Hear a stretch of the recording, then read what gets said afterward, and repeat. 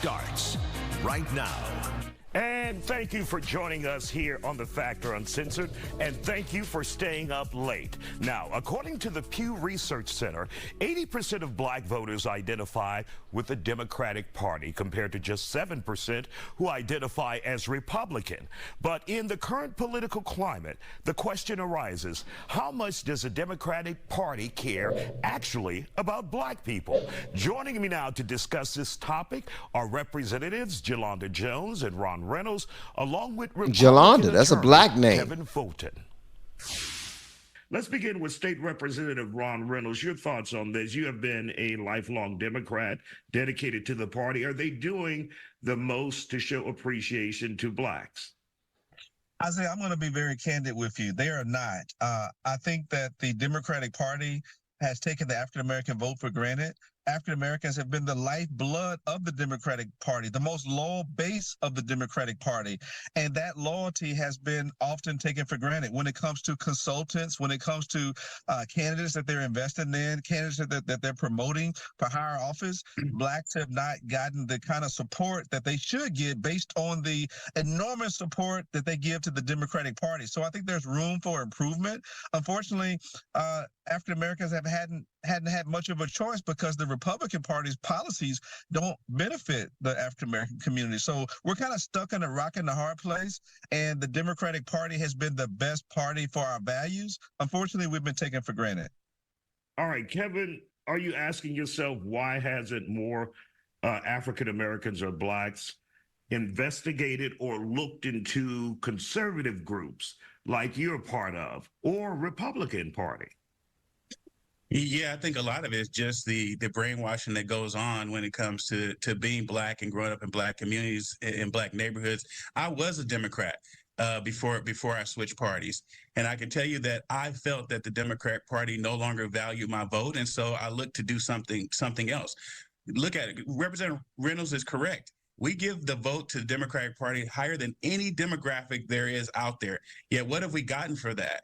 We've got our communities still with high crime. We have health disparities. You look at what's going on in some states like New York, where it's a liberal bastion, and they are taking money out of black programs and giving it to people who've entered illegally. You look at Chicago, and Chicago's taking away community centers and things like that away from black communities and giving them to other people that have just entered the community. I look at California. That's supposed to be a liberal utopia.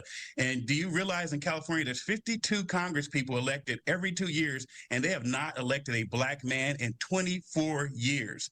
That is unbelievable. And the reason why is because they feel like they don't. We have been teaching people how to grow online. It's been absolutely amazing. We have 3 people who have been able to reach monetization in less than 30 days. Growing YouTube channels, some from 0 people. We have one guy who had 2 subscribers before he started working with me. He started helping him. His views went up 4.8 million%. We're super excited. If anybody ever want to grow on YouTube, you reach out to me with the word coach.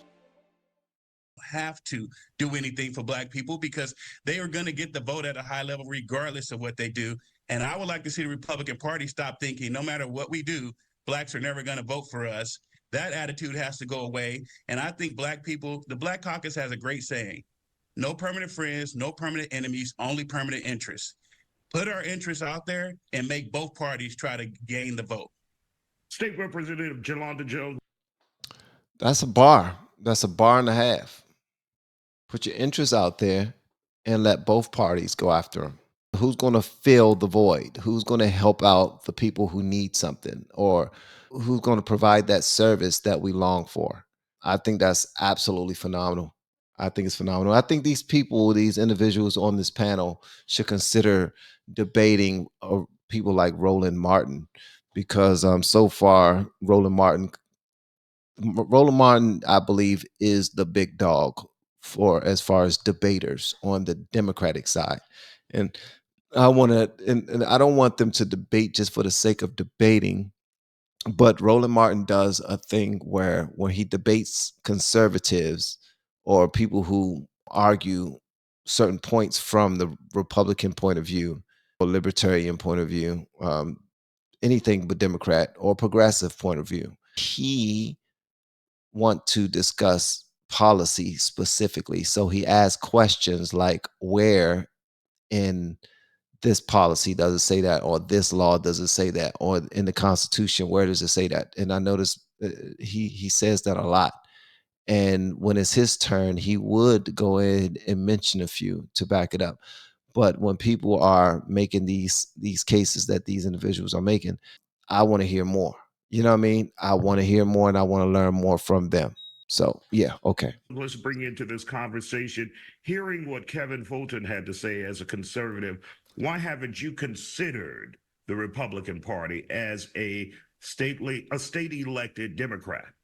So when you look at the things that the Republican Party votes for in the House, they literally pass legislation that is not good for Black people. So what I try to do is to stay within the Democratic Party and push the party to do better. I think a perfect example of how Black people aren't supported by the Democratic Party as they should is to look at elections 2 years ago. The only Democrats, I'm going to say that again, the only Democrats that lost in the last elections were Black Democrats with Black sounding names. What does that mean in layperson's terms? It means, for the most part, Democrats voted for people that they thought were Democrats, but if they sounded Black, then they voted for somebody other than Democrats, where actually Republicans benefited from that. So there's a lot to be done. I also, when I used to be on the State Democratic Executive Committee, much more money was put into, for example, Latino outreach than Black outreach, which I've always said this.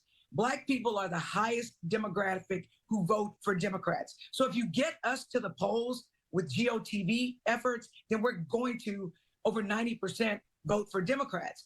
If you get other demographics, you have Hispanic people that are, some are Democrats, some are Republicans. So if you just drive Latinos to the polls, it's a mixed bag. Some may vote for Democrats, some may vote for Republicans. And so the Democratic Party has not figured out that it needs to speak about issues that are important to Black people in the Democratic Party. For example, criminal justice reform is important to Black people. That is something that will motivate us to come to court.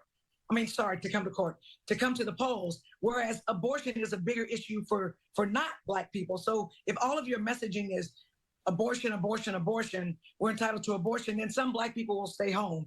And so unless and until the Democratic Party leadership starts listening to its Black electeds, because we tell them what are Black issues, when they start listening to us, I think that Harris County will be solidly Democratic. Until they start doing that. Right now, you have Republicans who are getting elected citywide, Republicans who are getting elected countywide. When, say, for example, in Dallas County, they figured it out, and they always get Democrats. So Harris County, and actually Harris County and across the country, you hear all the stuff they're saying about Biden and issues that he's talking about that's not motivating Black people to come out to vote. So Democrats, we've got to do better. Otherwise, this country is going to be destroyed. And welcome back to The Factor Uncensored. There isn't just one reason why Black people lean towards the Democratic Party. However, there are some key differences between the two parties. Dr. Dietrich von Biedenfeld from the University of Downtown joins us now to discuss the economic factors that will influence voters out there. Dr. Dietrich von Biedenfeld, University of Houston Downtown, let's hear your perspective and how the African-American voter, how they're treated by the Democratic Party. Right. I think the prior speakers have touched on this idea of being taken advantage. And when we think about it from an economic standpoint, we see this with employers. Employees who switch jobs oftentimes see higher salaries than those who show proven loyalty to their employer. The person who stays there gets that 2% year-over-year raise, and the person who comes in new has a competitive market salary. And so I think the Democratic Party has seen a very real concern that the Hispanic population is increasing vastly more rapidly than the Black population. So from a strategic or economic perspective, there is an incentive to draw in those votes. There's also the competitive nature, though, where if you think 30% or so of Hispanics voted for Trump, but only or fewer than 15%, probably closer to 8% voted for Trump out of the Black population. Why am I worried about this? Well, again, strategically, you would say common sense. Who carried Joe Biden through Georgia? Who carried Joe Biden through Pennsylvania? Black voters. But then looking at the population, looking at the economic parity, that $1.3 to $1.5 trillion spending power of the Black population, the Hispanic population is catching up with that very quickly.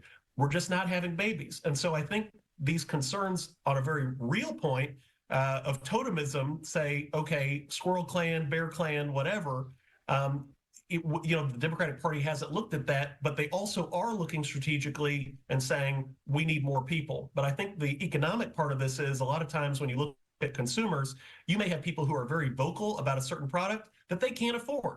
And we think back to the resignation of a certain Mississippi senator years ago for comments positive towards Strom Thurmond, a segregationist. He didn't have to resign from leadership in a realistic sense because his voters in Mississippi would have sent him back another 6 years, maybe if he had made even more controversial comments. So when we think about this interplay, I think Black voters overall, and this is one of the challenges Joe Biden has experienced in retaining popularity, is the economics aspect and the realization that there is more distinction between social conservatism or liberalism and fiscal conservatism and liberalism, and the Black community does not see the economic benefits. Many people, this is a census thing, are looking at not going to church, not having those same socially conservative values. So when you remove that attraction or area of social concern or social welfare, and you say, let's just look at the money, well, which party is doing the most for us? And I do think that the Democratic Party has said, we don't have to do as much for these people because they're going to show up, versus this other community, we need to entice them. There are more of them. The economic power is growing. And there's a better chance that if we can swing them, it'll reduce the turnout. Make sure you stay with us. We will be right back. I think that's a pretty dope show.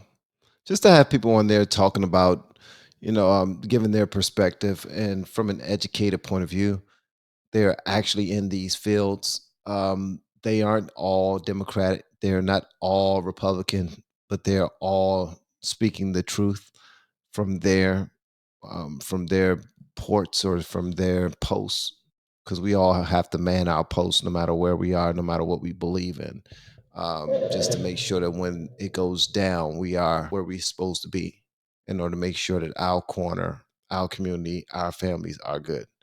But I really appreciate conversations like this, because when I'm listening to them, so are other people who are, checking out the channel as well. And I do realize we're talking about Black people and all this other stuff, and that can take us down to a really small portion of individuals in this country. But being that I'm a Black man myself, I like to discuss these type of topics, and I like to shed a light on certain things that people who are far more learned than I am and far more, studied, schooled in politics, their thought processes and their perspectives are important to me. All right. And I believe that it should be important to you as well. That's why I'm presenting it to you. So hopefully you appreciate it. Hopefully you like it. All right. Hit the like button and share this bad boy if you get a moment. That will be absolutely phenomenal. And again, guys, thank you so much for clicking play. I really appreciate it. All right. Peace.